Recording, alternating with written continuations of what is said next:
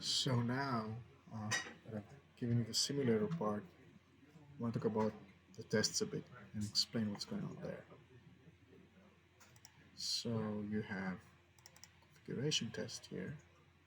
Test configuration here, which is actually giving you uh, a way to test Flask from within Flask.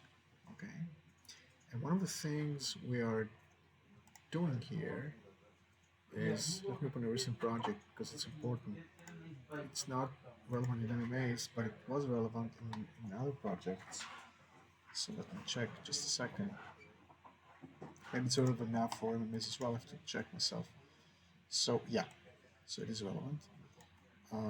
Probably I fixed that always also there, so I'll fix it in the template as well. You will have here this line as well, okay? And this line calls the setup of the simulator, which does this very important feature here, creates the DB file. Okay, you have to call that. So we have our conf tests. I'll fix that in a minute. And then you have your tests. And your tests call, well, they may call setup or not. Actually, they don't need to. But they call the actual REST API the way you have set them up here in your routes. Okay, so if it's a sale, it's a post method, right? So you have to create the request, send it, get the response, and translate it. Okay. And if we look at, for example, to C to P, so generate QR is actually XML. By the way, that's these three guys here make the string not, you don't have to break the string here. You can have it in one go. And I had to do that with 2CP. I don't know why, but I had to do that. So you create your XML, you send it, and then you read back the response. And on the inquiry, we again do us the sale, and then wait the inquiry, right? And for the void, we did the inquiry, which includes a sale, and then we voided it. Right? And these tests are important because before test with the microservice, you test your code here. And when your code is done, when this code you see here is done, right? All these parts here, then you go test the microservice. And then you do a couple of rounds, you fix here and fix there. Actually, you shouldn't ever touch the microservice. You should only be fixing your code here because the microservice is a done deal. Okay? Um, and then you're done. And you can run your tests and your coding as well. Now, how do you do that?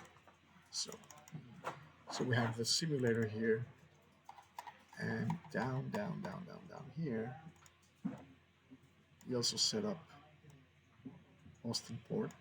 Okay, it's set up up front. You just have to change it here according to whatever I have provided. I'll explain the ports. So MMA is running on 5003, so the simulator is on 6003. The CDP is 5008, so the simulator is 6008, and so on and so forth. But the more important part is um, the configuration of the runners. So you add a configuration from your template. You add a Python configuration, and you call it sample.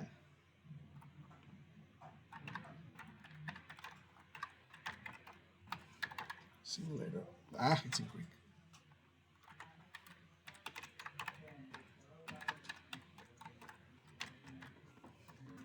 Sample gateway simulator, and your script path is in fact this file, right? The simulator itself. Your interpreter is the one from your virtual environment. In fact, you're not touching anything else here, and you do an OK, and you have a gateway simulator configuration. And to run the tests, you add a PyTest configuration, and your target, your script path target, is in fact a directory, okay, not a specific test. unless you want to make one configuration per test, and then you touch nothing more. That's it. So I can of course give it a different name, right? So if I run the tests now, which they will not work because everything will fail here, but you see it's trying to run the tests and the tests fail, which is fine because I have a bug because things do not import whatever. But this is the way to set up your configurations. So it's an addendum to the previous video, but it's important enough to make it on a different video.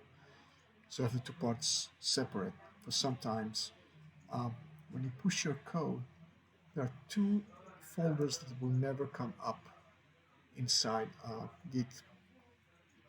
So let's check them out. So let's see, whatever. Let's go here and see in our temp directory which folders do not go up to Git in purpose. So if I open my git ignore, well, it's on the newest git ignore, so I don't know if it's in this one, so it doesn't matter. But in my git ignore, I'm ignoring this folder and this folder.